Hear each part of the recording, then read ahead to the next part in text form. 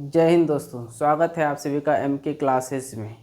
तो आज हम लोग फिर से देखेंगे त्रिकोणमिति का एक्सरसाइज 8.1 सवाल को सॉल्व करेंगे। इससे पहले वाले वीडियो में हम लोग सवाल नंबर यानी क्वेश्चन नंबर 1 सॉल्व किए थे। आज हम लोग सॉल्व करेंगे 2 और उससे आगे देखेंगे। ठीक है, तो देखते हैं कि क्या है। एनसीईआरटी बुक का है एक्सरसाइज 8.1 क्लास 10 ट्रिगोनोमेट्री। ठीक है, सवाल नंबर दिया हुआ है 2। कहता है आकृति 8.13। यहाँ आकृति दिया हुआ है, ये आकृति बुक में दिया हुआ है 8.13। ठीक है, अब यहाँ आकृति में दिया है, आकृति में 10p माइनस कोट r का मान ज्ञात कीजिए। अब आकृति जब बोल दिया तो देखते हैं कि आकृति में क्या क्या दिया है। तो पी क्यू आर एक त्रिभुज है जिसमें पी आर और पी क्यू दिया हुआ है। तो यहाँ हम लोग देखते हैं कि इसमें दिया क्या है, दिया है क्या दिया है कि त्रिभुज पी क्यू आर में कोण क्यू क्या दिया है 90 डिग्री। जब 90 डिग्री दिया है तो 90 डिग्री के सामने वाली भुजा पहले बता चुके हैं क्या होगा, सबसे बड़ा यानी कि कर्ण यानी कि H। ठीक है, अब हम लोग को यहाँ से क्या निकालना है, और पी आर दिया हुआ है, पी आर दिया हुआ है, पी आर 13 सेंटीमीटर यानी H का मान 13 सेंटीमीटर या पी आर भी हम लोग लिख सकते हैं। पी क्यू दिया हुआ है, पी क्यू इक्वल टू दिया है 12 सेंटीमीटर।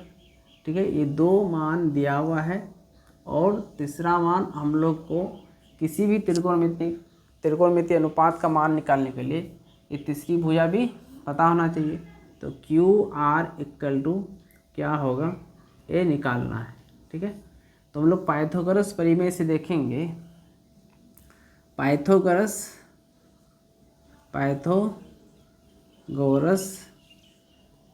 परिमेय से क्या होता है, तो इसको निकालना है। तो सबसे बड़ी भुजा का वर्ग माइनस जो दिया हुआ छोटी भुजा का वर्ग, यानी कि पी स्क्वायर।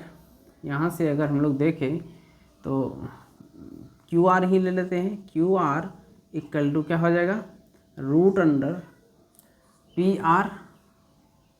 आर का स्क्वायर माइनस पी क्यू का स्क्वायर।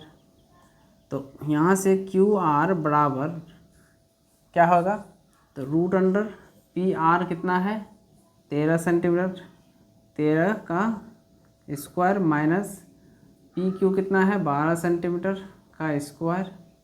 अब इसको इधर नहीं हटेगा तो इधर लिखते हैं। तो क्यू आर बराबर रूट अंडर 13 का स्क्वायर 169 माइनस 12 का स्क्वायर हो जाएगा 144। आप लोगों को 1 से 40 या 50 तक का वर्ग पता होना चाहिए। क्यू आर इक्वल टू यहाँ से अगर माइनस करते हैं तो 9 में 4 घटा कितना होगा 5, 6 में 4 घटा 2, 25 आ गया। तो क्यू आर इक्वल टू कितना हो गया 25 का वर्गमूल निकालेंगे तो 5। अब हम लोग के पास तीनों भुजा निकाल के हो गया है तैयार। ठीक है, तो अब हम लोग यहाँ से निकालना क्या है, यहाँ देख सकते हैं 10p माइनस कोट r का मान क्या होगा निकालना है। तो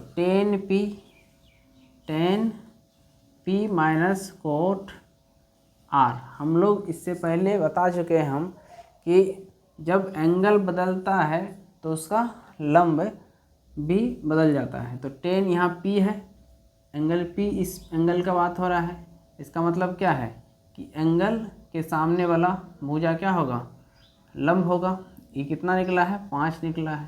ठीक है, 5 सेंटीमीटर। तो 10p p/b होता है माइनस कोट b/p होता है। अब इसके लिए एंगल p के लिए p का मान कितना हो जाएगा, p का मान हो जाएगा 5 और आधार क्या हो जाएगा 12। ठीक है, अब यहाँ से एंगल आर के लिए अगर एंगल ई है तो जो एंगल दिया रहता है उसके सामने वाला लंब होता है। एंगल आर के सामने वाला लंब कौन हो जाएगा इसके लिए? एंगल आर के लिए 12। तो लंब जब 12 हो गया तो आधार कौन हो गया? 5। तो हमको ऊपर में लिखना क्या है? आधार 5 और नीचे लंब क्या हो गया? 12।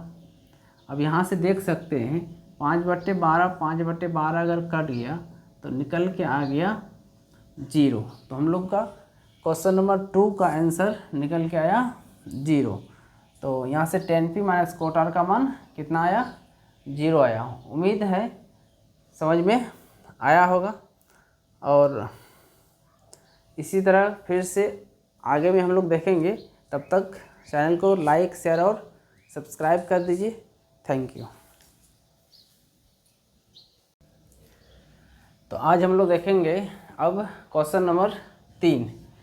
तो यदि साइन a बराबर 3/4 तो कोस a और टेन a का मान परिकलित कीजिए। ठीक है, तो साइन a यहाँ दिया हुआ है। क्या दिया हुआ है? तो हम लोग हल में देखेंगे। दिया है, क्या दिया है कि साइन a बराबर 3/4। तो साइन a बराबर 3/4 दिया है। तो साइन का फॉर्मूला हम लोग त्रिकोणमितीय अनुपात में पढ़े हैं। क्या पढ़े हैं कि P/H होता है। यानी कि यहाँ से P का मान हो गया कितना? 3। P का मान 3, H का मान कितना हो गया? 4। ठीक है, हम लोग को निकालना है P और H आ गया तो हमको B निकालना है। B का मान क्या होगा? क्वेश्चन मार्क देके यहाँ छोड़ देते हैं। अब हम लोग जानते हैं कि B² पाइथागोरस परिमेय से B = हम लोग पहले पढ़ चुके हैं कि H यानी सबसे बड़ी कौन होती है? H यानी कर्ण, हाइपोटेनस, और दूसरा है P का स्क्वायर। तो यहाँ से B हो गया √H कितना है? 4 का स्क्वायर माइनस P कितना है? 3 का स्क्वायर। तो B हो गया 4 का स्क्वायर 16 माइनस 3 का 9। तो 16 माइनस 9 कितना हो गया? 7। तो √7। तो अब B का मान कितना आ चुका? √7। ठीक है, तो B यहाँ से √ आ गया 7। हम लोग को मान लिखना किसका है? कोस A और टेन A का मान लिखना है। तो यहाँ से हम लोग देख लेते हैं कि कोस A और टेन A, कोस A और टेन A ये दोनों का मान लिखना है। हम लोग जानते हैं कोस का फॉर्मूला क्या होता है? B/H। ठीक है, अब B/H तो A एंगल कौन सा दिया हुआ है? A। तो यहाँ से E क्या निकला? √7। एंगल A दिया है तो A के सामने वाला क्या होगा? लंब, यानी √7 तो लंब √7 हो गया। तो लंब कौन हो जाएगा? 3/H कौन है? 4। ठीक है, अब है टेन A। तो टेन का फॉर्मूला होता है P/B। अब A के सामने वाला क्या है? लंब, यानी कि P। तो P कितना हो जाएगा? √7/B कौन हो जाएगा? अब 3, क्योंकि A4 90 डिग्री के सामने वाला कर्व वो तो फिक्स ही है, सिर्फ चेंज होगा एंगल के आधार पर। तो लंब और आधार यही दोनों चेंज होता है। ठीक है, तो इस तरह से हम लोग का कोस A का वैल्यू आ गया 3/4 और टेन A का वैल्यू आ गया, यानी मान आ गया √7/3। ठीक है, √7/3। उम्मीद है आप लोगों को यहाँ तक समझ में आया होगा। तब तक के लिए चैनल को लाइक, शेयर और सब्सक्राइब कर दीजिए। Thank you.